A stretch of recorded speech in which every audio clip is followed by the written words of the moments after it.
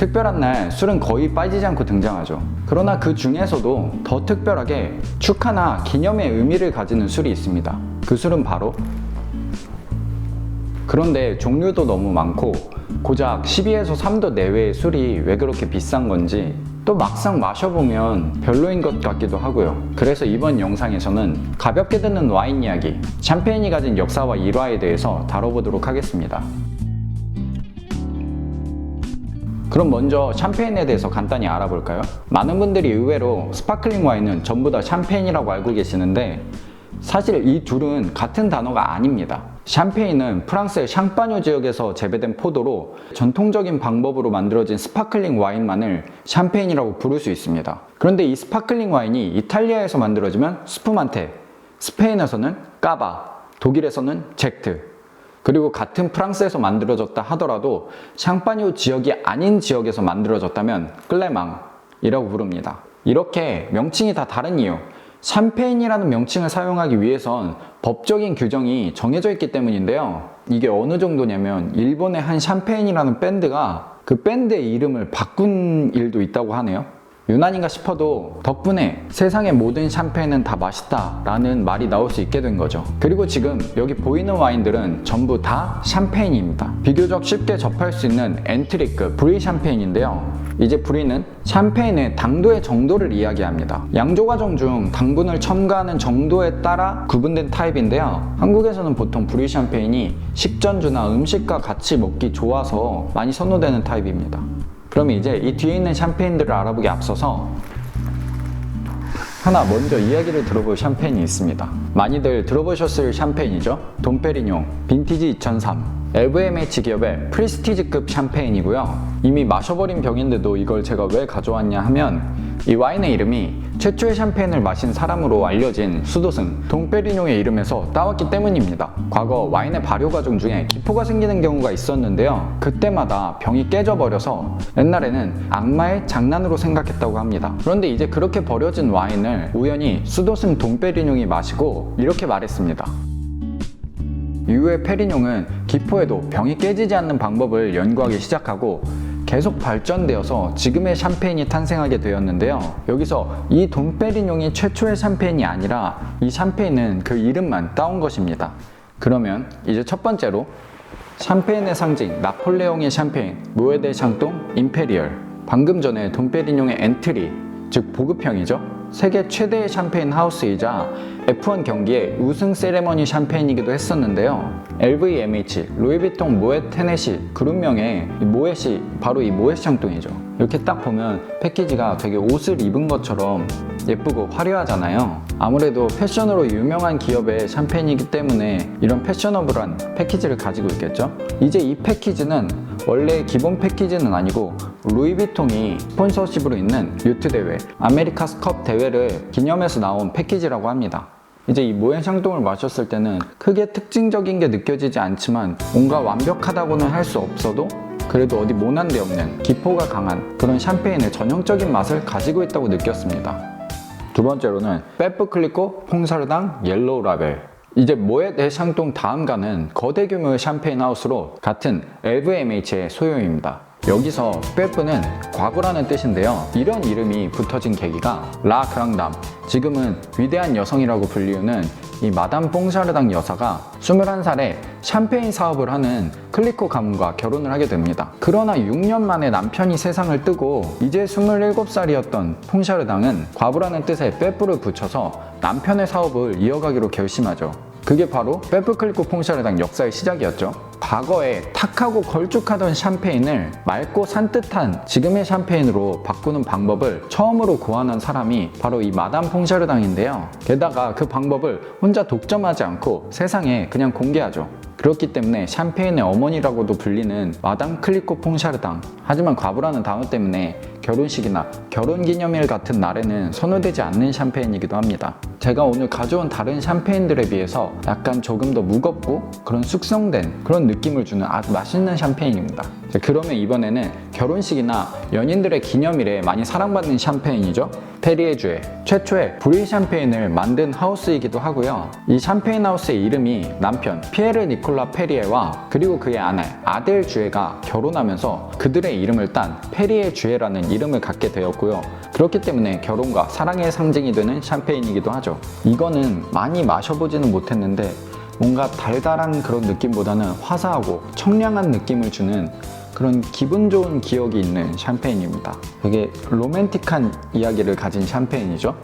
그럼 이어서 영화 속의 로맨틱한 대사의 주인공이죠. GH 멈하우스의 그랑꼬르똥, 모에샹똥, 페프클리코와 더불어 5손가락 안에 들어가는 거대 규모의 샴페인 하우스입니다. 그리고 영화 카사블랑카에서 남주 릭 블레인의 명대사가 나오며 들려져 있던 샴페인으로 유명한데요.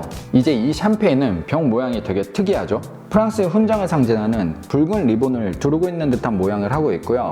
이런 페인 형태와 가장 가느다란 병목을 가지고 있는 디자인이라고 합니다. 전면에 라벨이 없는 샴페인이라고도 하는데요.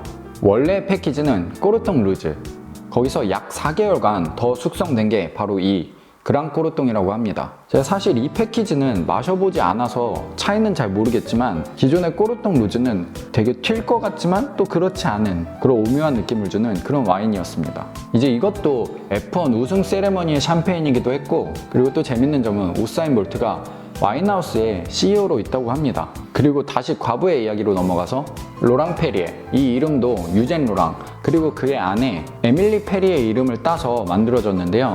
이게 남편이 죽고 난 이후에 지어진 이름이라 처음의 시작은 빼프 로랑 페리에였다고 합니다. 하지만 이 빼프 로랑 페리에는 1930년대 대공황의 위기를 넘기지 못하고 현재 소유주의 할머니인 마리 루이스 랑송, 그녀에게 넘어가게 되는데요. 랑송, 유명 샴페인 하우스의 이름이기도 하죠. 아무튼 그렇게 빼프라는 이름이 사라지고 잘 나가는 샴페인의 공식 루트인 영국 왕실의 인증을 받은 세계 최대 규모의 샴페인 하우스 중 하나로 성장했습니다. 과일향이 상큼하면서도 적당한 기포와 목넘김이 또 부드러웠던 좋은 기억이 있는 샴페인입니다. 그럼 이제 영국의 왕실에서 러시아의 황실로 넘어가 볼까요?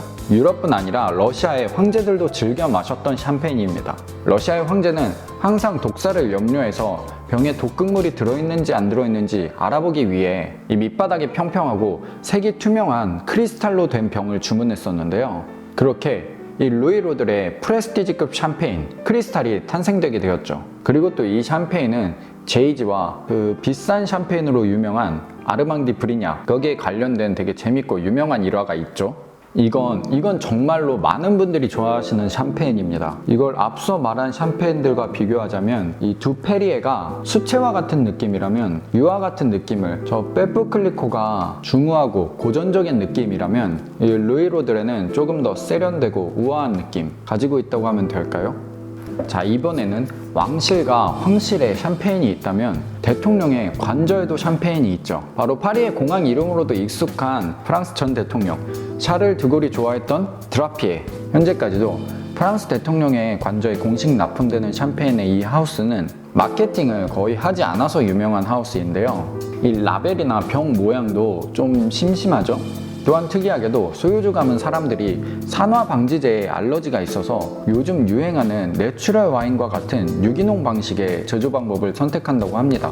이게 저는 마셔보지 못한 샴페인인데 자연 친화적 제조 방법과 이 소극적인 마케팅으로 프랑스 현지 사람들이나 특히 독일인들이 즐겨 마시는 샴페인이라고 하네요. 그리고 우리나라에서는 드라마 도깨비 결혼식 장면에 나오기도 했었죠. 그리고 이번에는 F1 경기, 왕실, 황실, 그리고 정계를 넘어서 영화계, 칸 영화제의 공식 샴페인이었던 부아젤, 이 샴페인은 생소하신 분들도 많이 계실 겁니다. 저도 이게 정보가 너무 없어서 열심히 찾아봤는데 아까 로랑 페리의 하우스를 이야기할 때 잠깐 언급했던 랑송 기억하시나요? 그 랑송하우스의 소유그룹으로 샴페인 시장에서는 LVMH와 양대산맥을 이루는 거대 기업의 샴페인이라고 하는데요. 마치 샴페인계의 캐링이라고 보면 될까요? 지금 제가 전부 브리 샴페인으로 준비했는데 이제 페리에주에가 브리 샴페인을 최초로 출시한 하우스이고, 그리고 이 부아젤의 성공 덕분에 샴페인 시장에서 이 V 타입의 샴페인이 가장 메이저한 타입으로 자리 잡게 되었다고 합니다.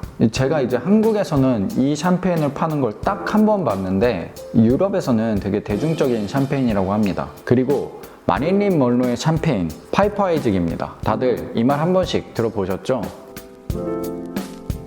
잠들기 전에 무엇을 하냐는 질문을 받은 마릴린 먼로의 이 대답은 향수뿐 아니라 거의 모든 시장을 통틀어 가장 임팩트 있는 광고 효과를 가져다 준 문장이죠. 그리고 이어서 뒤에 한 문장이 더 붙어 있는데요.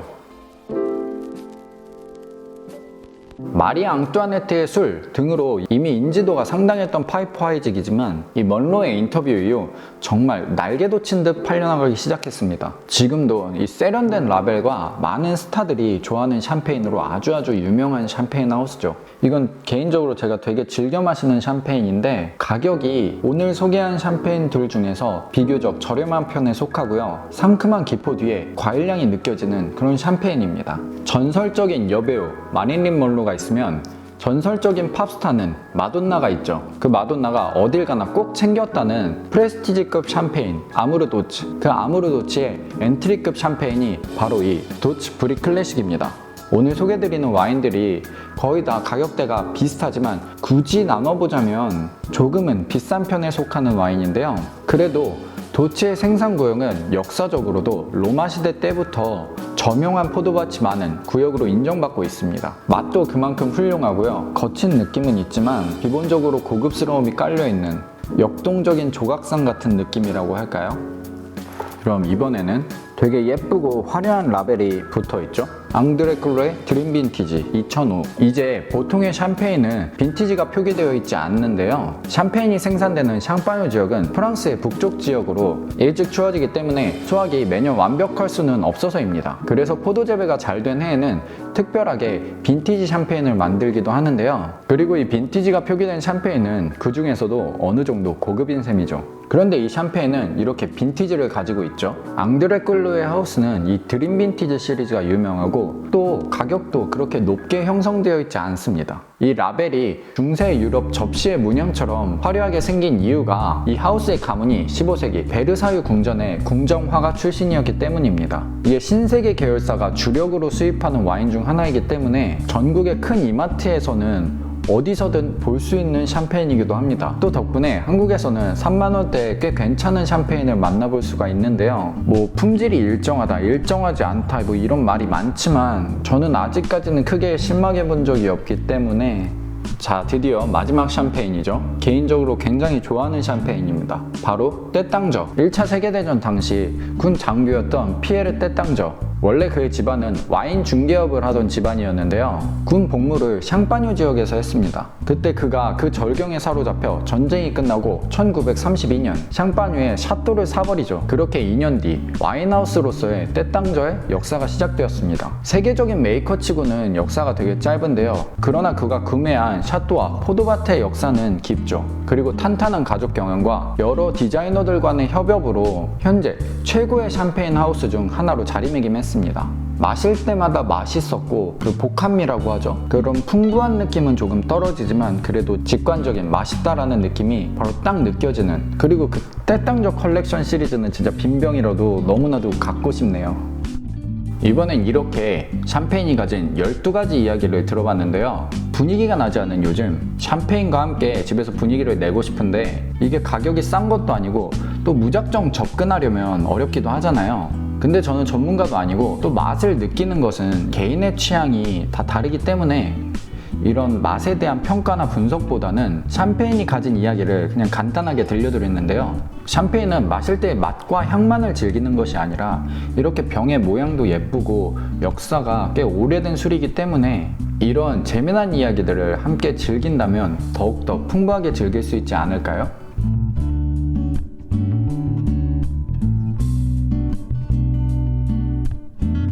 그럼 이제 얘기만 하지 말고 한번 마셔봐야겠죠? 근데 저 혼자 이걸 다 마실 수는 없기 때문에 이 오프너를 돌려서 이 오프너가 선택하는 샴페인을 한번 마셔보도록 하겠습니다.